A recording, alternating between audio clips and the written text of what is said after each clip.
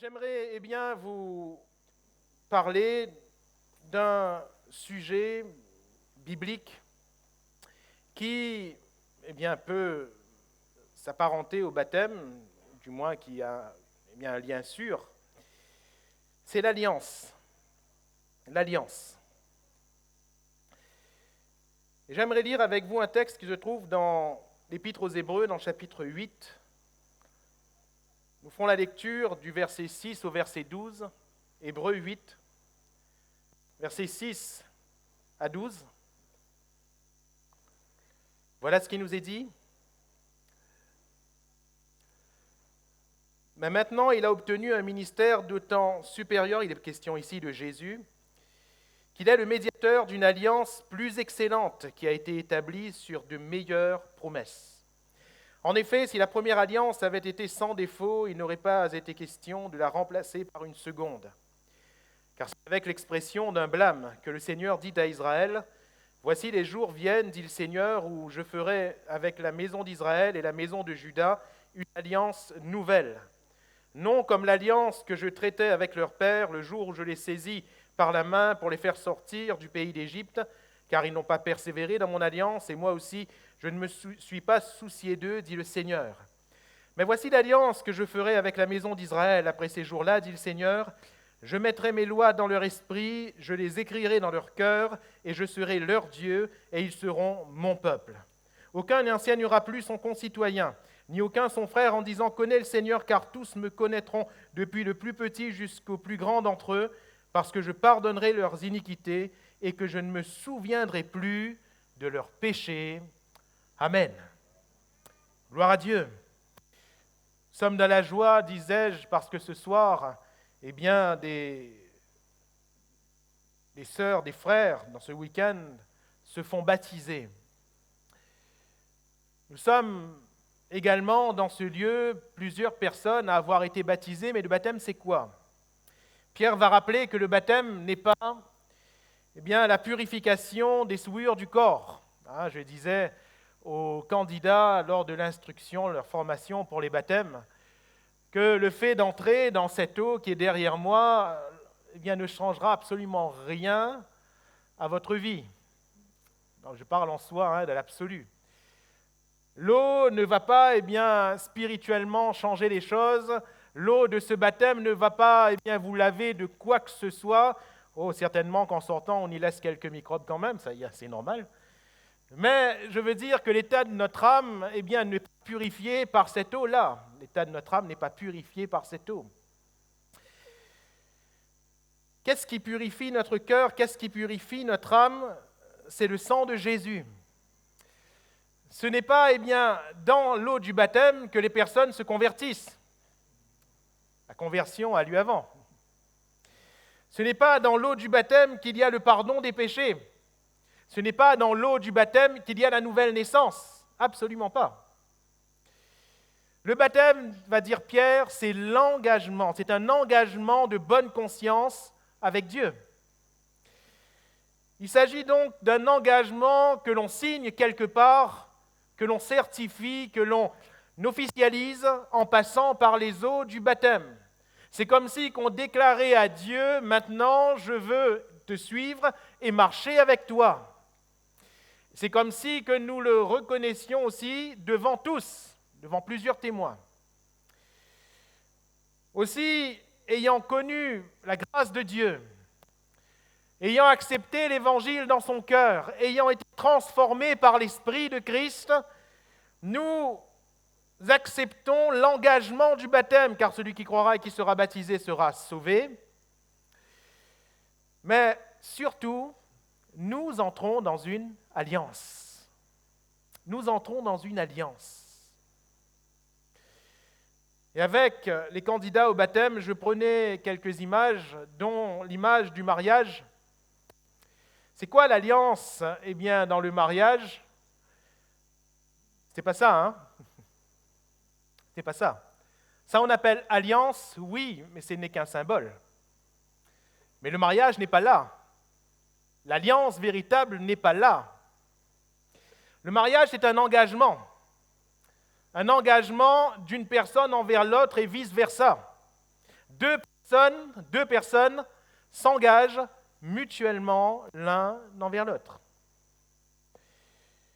C'est un engagement qui vient du cœur parce qu'il y a d'abord l'amour, normalement, sauf bien sûr si le mariage est arrangé.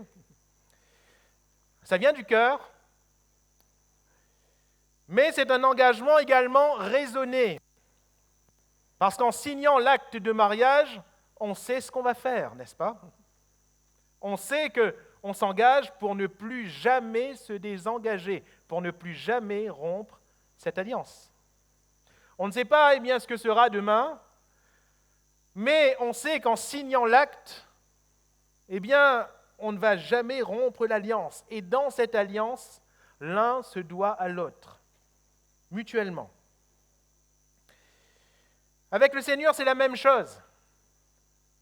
Nous croyons dans le Seigneur, il y a l'amour pour le Seigneur qui naît premièrement dans notre cœur. À cause de sa grâce, à cause de l'œuvre du Saint-Esprit en nous, nous sommes transformés par le Seigneur, nous sommes à lui. Mais en nous faisant baptiser, nous entrons dans une alliance. Nous actons une alliance avec le Seigneur. Et laissez-moi vous parler de cette alliance qui est si chère au cœur de Dieu. Et la première chose que j'aimerais dire, c'est que Dieu est un Dieu d'alliance. Dieu est un Dieu d'alliance. Pardonnez-moi d'utiliser cette image, je la mets entre guillemets, Dieu n'est pas un Dieu d'amourette. Dieu n'est pas un Dieu qui va partager pour un temps quelques bons sentiments avec nous et qui acceptera la même chose de notre part. Dieu n'est pas un Dieu de concubinage. Dieu n'est pas un Dieu qui veut faire un bout de chemin avec nous pourvu que ça marche. Et quand ça ne marche plus, hop, chacun de son côté. Ça, ce n'est pas le Seigneur. Dieu est un Dieu d'alliance. Alléluia. Et quels sont les termes de l'alliance de Dieu? C'est biblique du début jusqu'à la fin. Nous l'avons d'ailleurs lu ici. 1. Je serai votre Dieu. 2. Vous serez mon peuple. Et 3. Je demeurerai avec vous. Alléluia. Depuis le départ, c'est ce que Dieu veut. Et cette alliance se retrouve déjà à l'ouverture de l'histoire de l'homme. Cette ouverture, nous la voyons transcrite dans le livre de la Genèse, en quelques mots, car toute la création n'y est pas décrite, bien sûr. Mais nous voyons déjà le principe de l'alliance. Dieu crée tout. Dieu crée tout et ensuite, il crée l'homme à son image, à sa ressemblance. Il crée l'homme et la femme. Et en les créant, Dieu installe tout de suite une alliance, car Dieu ne veut pas d'une amourette. Dieu ne veut pas d'un concubinage. Mais Dieu veut bel et bien d'un mariage, une alliance entre lui et ses créatures. Quelle est cette alliance ? Cette alliance, nous le voyons d'ores et déjà, nous développerons un peu plus tout à l'heure, repose sur la parole de Dieu. Vous pourrez manger de tous les fruits des arbres du jardin. Mais quant à l'arbre de la connaissance du bien et du mal, vous n'y toucherez pas. C'est tout. C'est tout. Et l'homme et la femme vivaient dans une pleine harmonie parce qu'ils jouissaient pleinement de la présence de leur Créateur, de celui qui vivait une alliance avec eux. Mais le jour où les termes de cette alliance ont été violés, l'alliance a été brisée. Le jour où l'homme et la femme ont désobéi, l'alliance a été brisée. Ce n'est pas Dieu qui brise l'alliance en soi. Ce n'est pas Dieu qui fait défaut à l'alliance, car il ne fera jamais défaut. Alléluia. Mais l'homme, dans son péché, dans sa désobéissance, entraîne la rupture de cette alliance. Et la conséquence immédiate, c'est que l'homme et la femme sont chassés de la présence de leur Créateur. Et c'est le désastre universel, c'est le désastre pour toute la création. Dieu, beaucoup plus tard, appelle un homme du nom d'Abraham. Si il a toujours fait état de cette alliance. Avec Noé, par exemple. Abraham marque l'histoire parce qu'il va être à l'origine de la création de ce peuple, du peuple d'Israël. Mais tout commence toujours par une alliance. Et Dieu déclare à Abraham, « J'établis mon alliance avec toi. » Alléluia. « J'établis mon alliance avec toi. » Et que nous disent les Écritures? Abraham fut appelé ami de Dieu. Alléluia. C'est beau. Mais ce n'est pas une amourette. Je mets entre guillemets. Ce n'est pas un concubinage, je mets encore entre guillemets. Mais Abraham est appelé ami de Dieu parce qu'il y a une alliance. Dieu est un Dieu d'alliance. Alléluia. Et Abraham, il marche avec Dieu. Et Dieu marche avec Abraham. Dieu est son Dieu. Et Dieu vit avec Abraham. Alléluia. L'alliance. Et à partir de là, Abraham marche avec Dieu. Mais dès que l'infidélité s'installe de la part d'Abraham, parce que l'infidélité ne se trouvera jamais chez Dieu, nous voyons que l'alliance étant altérée, eh bien les conséquences de cette alliance sont immédiatement vues. Quand Abraham prend Agar, Agar n'était pas dans cette alliance. Agar est une autre alliance, une alliance charnelle. Mais elle n'est pas dans cette alliance. Ismaël n'est pas le fruit de cette alliance de foi. Paul va en parler. Ismaël, eh bien, va être cause qu'on voit dans la Bible, ou du moins qu'on ne voit plus, Dieu s'adresser à Abraham pendant 13 années. Pendant 13 années. Et quand Dieu revient vers Abraham, parce que Dieu revient, frères et sœurs, Dieu est un Dieu de grâce. Alléluia. Dieu rétablit son alliance avec Abraham. Et il lui dit, maintenant Abraham, maintenant, marche devant ma face et sois intègre. Abraham marche. Abraham vit les promesses de Dieu et un peuple sort des reins d'Abraham, du sein de Sarah. Et ce peuple porte le nom de Dieu, Israël, le nom que Dieu donne à Jacob, l'un des patriarches. Et Dieu, au travers de Moïse, donne son alliance, donne les termes de son alliance. Et on voit que ce peuple, malheureusement, va encore une fois user d'infidélité. Une fois, oui, 2 fois, 3 fois, plusieurs reprises. De sorte qu'à chaque fois que l'alliance est altérée, eh bien le salaire du péché est toujours la mort. Et pourquoi bien disons-nous tout cela? Frères et sœurs, pourquoi quand il y a transgression, pourquoi quand il y a, entre guillemets, nous comprendrons cette expression, coup de canif dans le contrat, pourquoi est-ce qu'il y a tout de suite des conséquences néfastes? Parce que Dieu veut montrer toujours une chose, que ce soit Adam et Ève, que ce soit Abraham, et que ce soit au peuple d'Israël. Que veut-il montrer? Il est un Dieu d'alliance. Il est un Dieu d'alliance. Il n'est pas un Dieu d'amourette. Il n'est pas un Dieu d'une relation légère. Ce n'est pas ce qu'il veut pour vous et moi ce soir. Ce n'est pas, quelque chose qu'il veut faire. Il veut faire juste un bout de chemin avec nous, ensuite lâcher la main. Après, c'est pas grave, on revient ensemble. Non, non. J'aimerais vous dire que Dieu est un Dieu saint. Et par là même, nous pouvons dire que Dieu est un Dieu sérieux. Nous pouvons compter sur le sérieux de Dieu, n'est-ce pas? Eh bien, Dieu veut compter sur notre sérieux à nous. Dieu est un Dieu d'alliance. Alléluia. Je répète les termes de cette alliance avant que nous avancions. Il sera notre Dieu à partir de cette alliance. Nous serons son peuple et il demeurera avec nous. Il demeurera avec nous. Alors, quels sont les termes de cette alliance?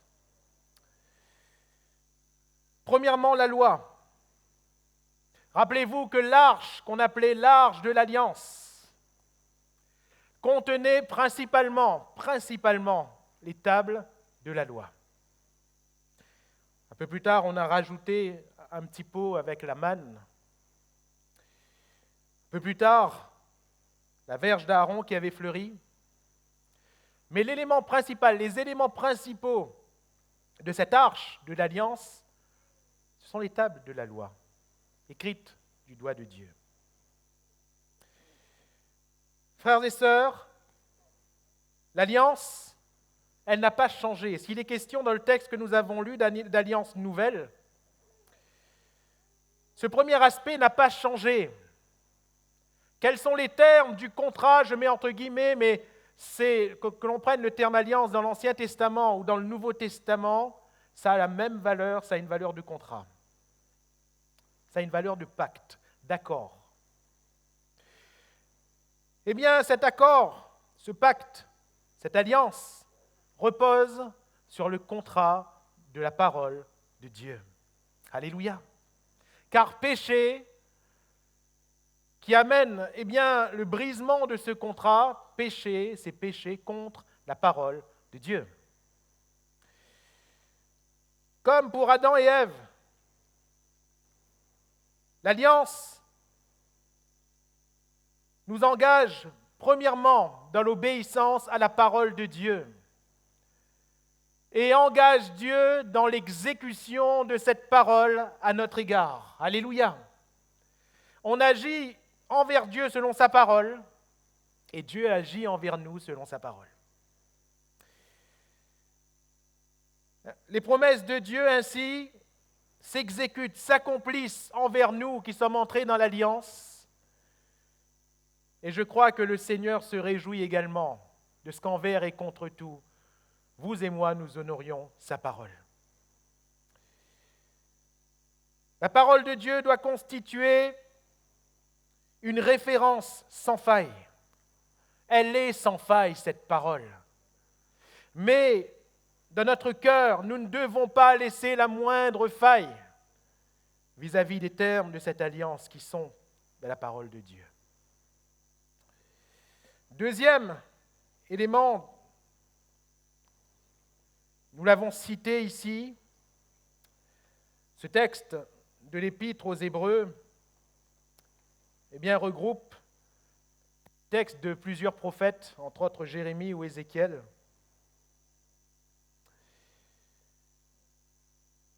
Je mettrai mes lois dans leur esprit, je les écrirai dans leur cœur, nous dit le texte. Et Jérémie va dire, dans le chapitre 31, verset 33 de son livre, « Voici l'alliance que je ferai avec la maison d'Israël. Après ces jours-là, dit l'Éternel, je mettrai ma loi au-dedans d'eux, je l'écrirai dans leur cœur. » Nous venons de dire que la loi, elle est primordiale, même dans la nouvelle alliance, puisque l'auteur de l'Épître aux Hébreux reprend ce terme. Mais comment cette loi vient-elle dans notre cœur? Comment cette loi est-elle marquée? Eh bien, dans Ésaïe chapitre 59, verset 20, un Rédempteur viendra pour Sion, pour ceux de Jacob qui se convertiront de leurs péchés. Pour ceux de Jacob qui se convertiront de leurs péchés, l'alliance est possible, dit l'Éternel. Voici mon alliance avec eux, dit l'Éternel, mon esprit qui repose sur toi. Et mes paroles que j'ai mises dans ta bouche ne se retireront point de ta bouche, ni de la bouche de tes enfants, ni de la bouche des enfants de tes enfants, dit l'Éternel, dès maintenant et à jamais. Alléluia. Comment la parole de Dieu vient-elle dans notre cœur? Parce que la loi,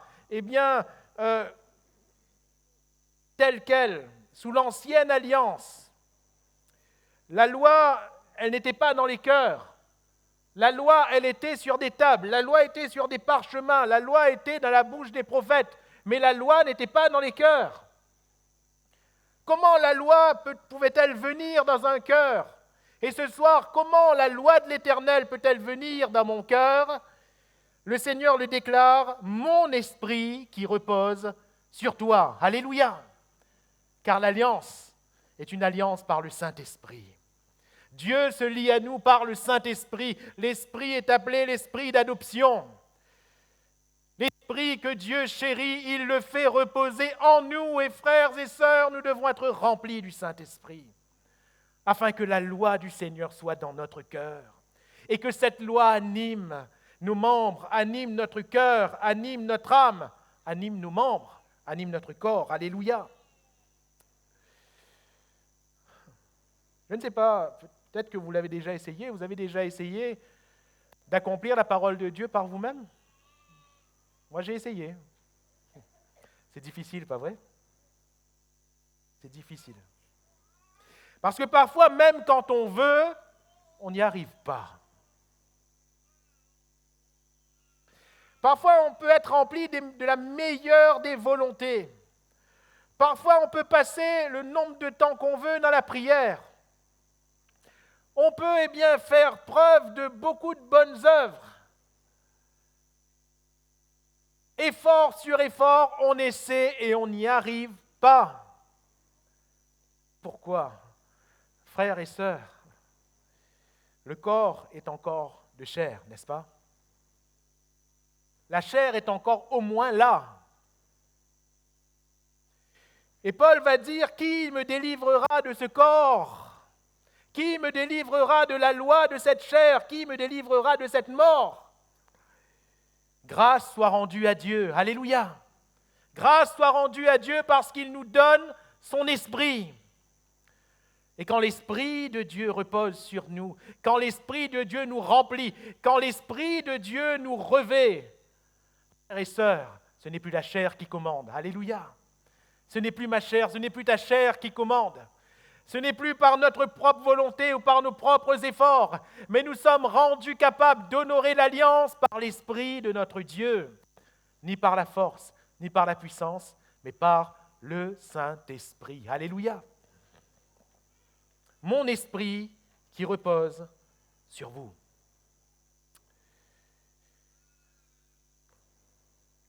Quel est le troisième terme de cette alliance? Troisième terme du contrat de cette alliance, si je puis m'exprimer ainsi, sur quoi se base cette alliance? Pareil, que ce soit ancienne alliance ou nouvelle alliance, c'est la loi, c'est la parole de Dieu. Que ce soit ancienne alliance et nouvelle alliance, c'est par l'Esprit de Dieu. Que ce soit l'ancienne alliance ou la nouvelle alliance, c'est aussi par le sacrifice. Le sacrifice, le sang. Sous l'ancienne alliance, pour qu'il y ait possibilité de lien entre Dieu et le peuple, il fallait le sang. Il fallait le sang. Il fallait le sang partout. Il fallait le sang sur les éléments de ce tabernacle. Il fallait le sang sur l'arche, il fallait le sang sur les chérubins, il fallait le sang sur tous les instruments utilisés, le sang sur l'autel d'or, l'autel d'airain, il fallait le sang partout. Il fallait le sang, même sur les personnes, sur les sacrificateurs, souverains sacrificateurs, il fallait le sang. Et Moïse a même fait l'aspersion de ce sang sur tout le peuple. Car sans effusion de sang, il n'y a pas de pardon. Et s'il n'y a pas de pardon, il n'y a pas d'alliance. Il n'y a pas d'alliance. Frères et sœurs, s'il n'y a pas le sacrifice qui est depuis le départ dans le Jardin d'Éden, il y avait la loi, il y avait l'esprit et il y avait le sacrifice, n'est-ce pas? Ah oui, comment on a pu recouvrir Adam et Ève de leur nudité avec une peau d'animal, une peau de bête, sans la bête, hein? Il fallait que la bête soit tuée. Il a fallu un sacrifice. Pour Abraham également, il a fallu un sacrifice. Pour Israël, il a fallu le sacrifice. Il a fallu que le sang coule. Et pour nous, il a fallu aussi le sacrifice. Le sacrifice excellent qui rend, et nous le verrons, avant de conclure, l'alliance plus excellente. Le sang de Jésus, l'agneau de Dieu, le seul sacrifice parfait. Alléluia. Par le sang, pourquoi ? Parce que si la parole de Dieu constitue premièrement les termes de cette alliance, si l'Esprit de Dieu nous donne la force d'accomplir cette parole, le sang de Jésus, non seulement au départ nous lave et met sur notre vie le sceau de Dieu par son pardon, mais le sang de Jésus nous lave encore pendant notre marche avec Dieu. Alléluia. Alors, troisièmement, pourquoi alliance plus excellente ? Pourquoi alliance plus excellente ? Hébreux 7, 22, Jésus est par cela même le garant d'une alliance plus excellente. Alléluia. L'alliance est plus excellente parce que Jésus en est le garant. Ainsi, ce n'est plus par l'intermédiaire d'un homme que Dieu choisit, comme on a pu le voir, que ce soit Noé, que ce soit Abraham, que ce soit Isaac, que ce soit Jacob, que ce soit Joseph qui a été choisi, que ce soit plusieurs dans le descendant, beaucoup plus tard Moïse, ensuite Josué, ensuite des juges, ensuite des rois et des prophètes. Eux, ils ont été le garant de cette alliance ancienne, mais ils étaient faillibles, et d'ailleurs, ils ont tous failli. Jésus est le garant d'une alliance plus excellente, parce que Jésus est infaillible. Alléluia. Lui ne faillit pas. Et c'est à cause de Jésus qu'il nous est dit que si nous sommes infidèles, lui demeure fidèle. Dieu reste fidèle à son alliance à cause de Jésus. Si nous voyons déjà sous l'ancienne alliance un Dieu qui ne se repent ni de ses dons ni de son appel, si nous voyons déjà sous l'ancienne alliance un Dieu qui garde ses promesses même face aux infidélités des hommes, de sorte qu'en effet, selon la promesse de Dieu, David n'a jamais manqué d'un héritier sur le trône. En effet, selon la promesse de Dieu, Israël est quand même resté le peuple de Dieu. C'est incroyable. C'est incroyable. Mais sur quoi est-ce que cela repose ? Dieu est fidèle. Eh bien, Jésus est le garant d'une alliance plus excellente, parce qu'il est le Fils de Dieu. De telle sorte que l'élu de Dieu n'est plus un homme, c'est son propre Fils. Alléluia! C'est son propre Fils, et Jésus est le garant de cette alliance, celui chez qui il n'a trouvé aucun péché, pourtant il a été tenté en toutes choses. Il est garant de notre alliance. Celui qui a offert le sacrifice parfait, le sang qui parle mieux que celui d'Abel, un sacrifice éternel. C'est Jésus qui l'a offert. Ce soir, le sang de Jésus parle encore pour nous. Il est le garant de cette alliance. Eh bien, mes frères et mes sœurs, tous les termes de cette alliance se retrouvent en Jésus. Jésus est la parole faite chair. Alléluia. Jésus a tout accompli concernant la loi, les prophètes, les Écritures. Jésus a tout accompli. Alléluia. Là où vous et moi, nous ne pouvions pas, Jésus l'a fait. Jésus est celui qui baptise du Saint-Esprit. Et il suffit que Jésus étende ses mains sur nous ce soir pour que nous soyons baptisés, remplis, renouvelés dans le Saint-Esprit. Alléluia.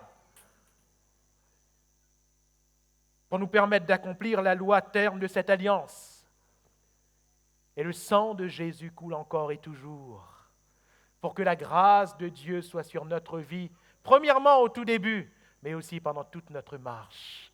Il est le garant d'une alliance plus excellente. Alléluia. Non pas à cause des termes de l'alliance elle-même, mais à cause de celui qui a été choisi.